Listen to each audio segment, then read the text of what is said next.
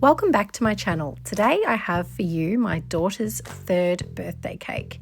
The request this year was an Elsa cake, but after a little bit of back and forth negotiation, it ended up becoming an Elsa castle cake. Okay, so the first step to making this cake is to make rice paper sails. These are not difficult to make, but you need to make them with enough time for them to dry. So in this instance, I made the rice paper sails the night before and allowed them to dry.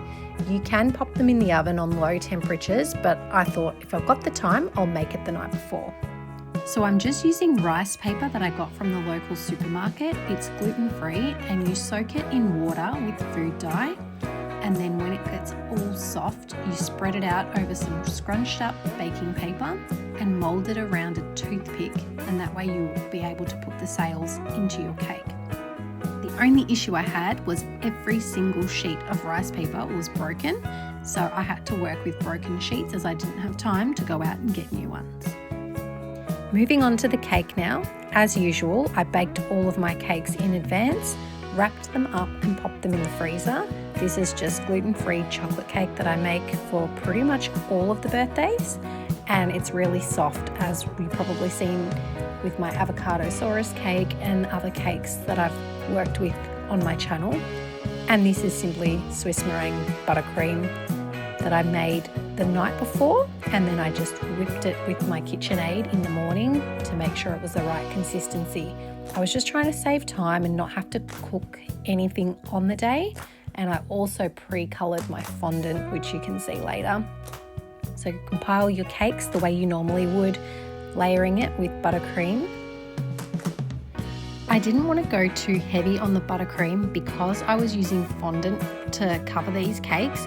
I didn't want it to be too much sweetness and detract from the cake. So I went pretty thin with all of my layers on each tier of the cake. So once you put all the buttercream on the inside, put a thin coating around the outside, and then you can get ready to start rolling your fondant. I did each cake tier in its entirety before I started the next one. So what I mean by this is I unwrapped the bottom tier, completely covered it with buttercream, and then I completely covered it in the fondant before moving on to the second tier, because I didn't want to have to keep it constantly back and forth in the refrigerator, and I wanted the fondant to stick to the buttercream. So you can see that when I opened up that container, I had blue fondant in already pre-made circles. I used the internet to figure out how much roughly I would need by weight to cover a cake of my size, rolled it out to that diameter, and then laid it on top of the cake. When you are covering a circle cake with fondant, you kind of need to keep flaring out the sides as if you were fluffing a skirt, and keep patting it down on the sides to try and remove any bubbles and any creases. You can use a fondant smoother like I've got there, or you can use your hand like I'm doing, and you just keep inching down the sides of the cake whilst turning it, grabbing the bottom of the fondant so it doesn't stick, and flicking it out. So just keep fluffing the fondant. It's been a pretty long time since I've had to completely cover a cake with fondant, so this was getting quite tricky the more and more I tried, but I'm very happy with how the bottom tier worked. The second tier, it was pretty good as well. The third tier, pretty much a write-off, but that was okay because I was planning on covering a lot of that with little bits and pieces. And when you've been working on a cake all day and then you have blemishes, you get to the end, and if you can cover them, you can cover them, and if you can't, you're just kind of like, well, maybe they won't look at that. Okay, so I removed all the excess layering of the fondant around the base of the cake, but I didn't completely cut it off flush because I had planned to go back to that later. So I set that aside, moved on to the second tier, and did pretty much exactly the same thing that I did for the first tier. Cake, buttercream, rolled out the fondant, popped it on, flared it out, smoothed it down, as I did with the first tier. Nothing different. And if you're wondering why the buttercream has a little bit of a green tinge to it as opposed to blue, and I'm making a blue frozen Elsa cake, it's for two reasons. One, colour of the buttercream starts off with a yellow base, and I didn't add enough violet to knock out that yellow. So when I added in the blue, it turned green.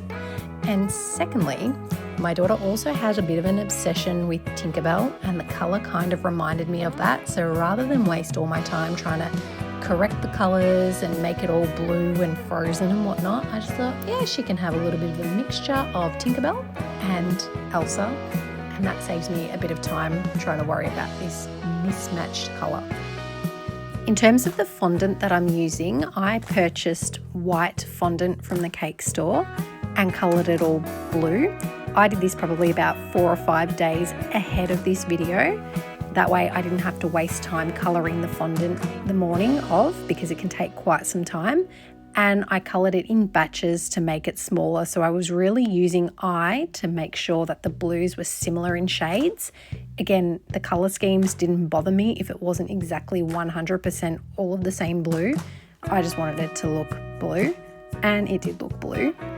The fondant process, once you've actually coloured it, just make sure that you wrap it up again and keep it in an airtight container so that it doesn't dry out, because if it dries out, rolling it is going to be your worst nightmare because it will just crumble absolutely everywhere.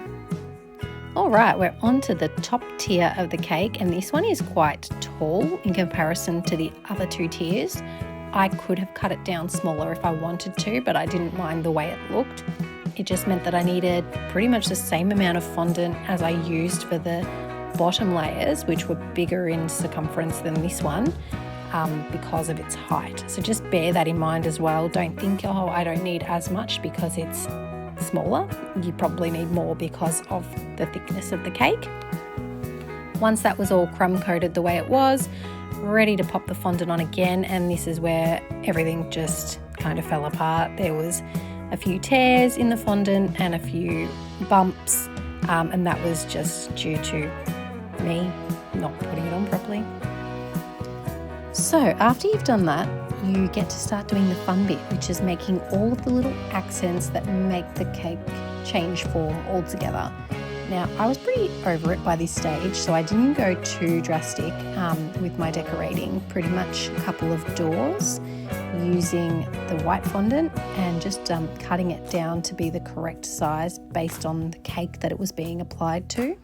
Whenever I use fondant, I always just attach fondant to fondant with water, and I don't go and buy any specific glues or anything. It works fine, it holds its form, doesn't fall down, doesn't cause me any troubles.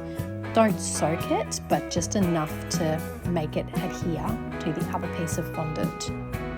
And if you've never worked with fondant before, I pretty much liken it to playing with Play-Doh, except it's more forgiving. It's a bit stiffer, so it holds its shape a lot better, and you can just have a bit of fun with it.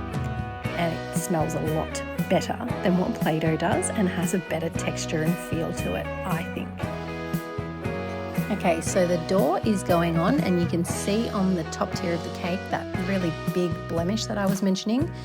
That's about to be covered, so I'm not worried about that. Unfortunately, there were quite a few blemishes on this cake and they just could not all be covered, but for the most part, I was able to hide them with little accents. When I revealed this cake to my kids, who were out for most of the planning, they were asking me really important questions like, are the doors functional? What about the windows?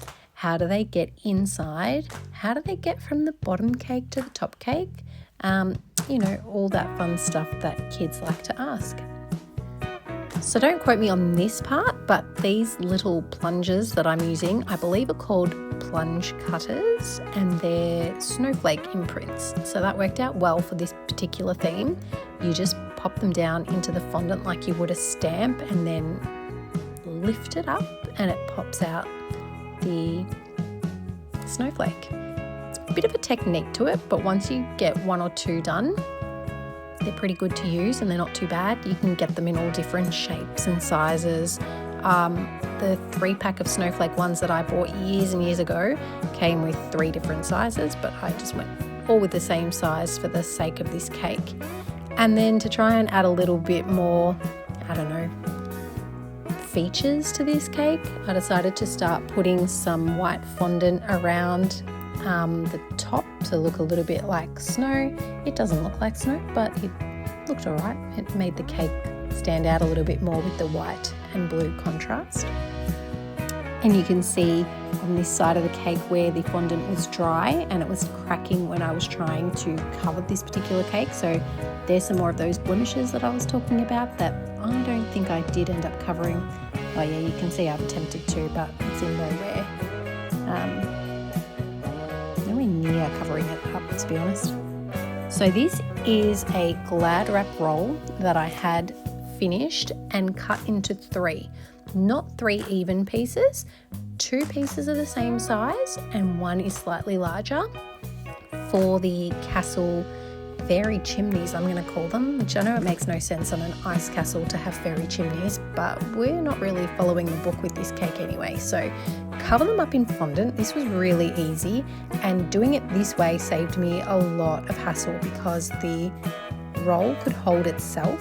The fondant stuck well and it wasn't heavy, so I didn't have to worry about the fondant collapsing under its own weight. It was stuck to the roll. And to make the fairy chimney roof, this was a little bit of trial and error. I cut out trapeze-shaped pieces of fondant and wrapped it around and then twisted it up the top to kind of make it look like a little pitched roof. But again, we'll go with fairy chimney because that's kind of what it ended up looking like. So then begs the question, how did these fairy chimneys stick to the actual cake itself? Well, you're about to see how I put these on top of the cake. The circumference of the top cake is not that big, so I didn't have a lot of space to deal with, and I didn't want to just loosely put them on because I knew they would definitely fall off and cause me a few headaches. So what I decided to do was put some cake dowels into the cake, and that worked out really well because the cake ended up being really tall by the time I was finished with it, and there was no way that I was going to try and transport a 3-tier cake with 3 fairy chimneys, Elsa and Anna, to a venue for my daughter's birthday because that would have been the most stressful car ride in the universe. And not to mention, just transporting cakes in general, whether they're one-dimensional or two-dimensional or however you want to call it, stressful. Every single time you turn a corner, you have to pick that cake up and move with the flow of the car so that cake does not hit the canvas. But anyway, that was not an issue for me because I was able to completely dismantle this cake into the 3 tiers and fairy chimneys and Elsa and Anna and anything else that I put on there, cake sales, etc., and then put it together again at the venue. So that caused so much less stress in this whole process. But here you can see these are the cake dowels, and I've kept them long because I wanted the inside of the roll to be able to lean against the stick and not have the chimney just topple over in a sense. So each cake stick that is popping out of the cake is deliberately done that way so that the chimneys can rest on those sticks and not fall. And because I dismantled it for movement, it didn't worry me one bit that they were not exactly center on the cake because they weren't going anywhere. Okay, finally getting to the end of this cake, and as I said earlier, when I started to get fed up when I was still doing the top tier, by the time I got to the 3rd tier, I was super over it. So very simple features, just a door, and then again some snow that doesn't look like snow to just decorate the cake.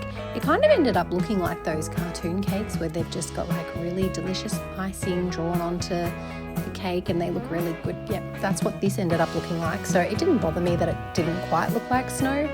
And at the end of the day, the only person I was trying to impress was my 3-year-old daughter, and I did that, and she was very, very happy, and that's all that mattered to me. And if I haven't given you enough tips so far in this video, here's another tip. When you cut your cake dowels to fit in your cake, cut them straight, because the tiniest little nick on these cake dowels, that will cause you the biggest headache. It will throw your cake off level, on a lean, on a slant, whatever you want to call it. So just try and cut them flush and try and have the appropriate tools to cut these things down, because I underestimate every single time how strong the cake dowels actually are. And I use a bread knife to cut them down, and then they get cut on an angle, and then I have to go looking for side cutters or garden shears or whatever it is that I can find that's food appropriate. So just bear that in mind. So getting towards putting this cake together, I am trying to just cover up little patches with snow, extra cake dowels for extra support so the weight of the cake doesn't make it self-combust. And you can see that the cake dowels that I've put into the bottom cake clearly had a little nick or were not cut straight because there is a lean on my cake. But again, I'm not worried because the cake is finished. It took me way longer than I anticipated. My daughter is starting to see what this cake is looking like. She's really happy. And proportion-wise with the little figurines, everything just seems to be working out. So I'm happy with how this cake turned out for her, and I'm hoping that next year's cake is a little bit easier than this one in terms of the amount of hours I need to put in it.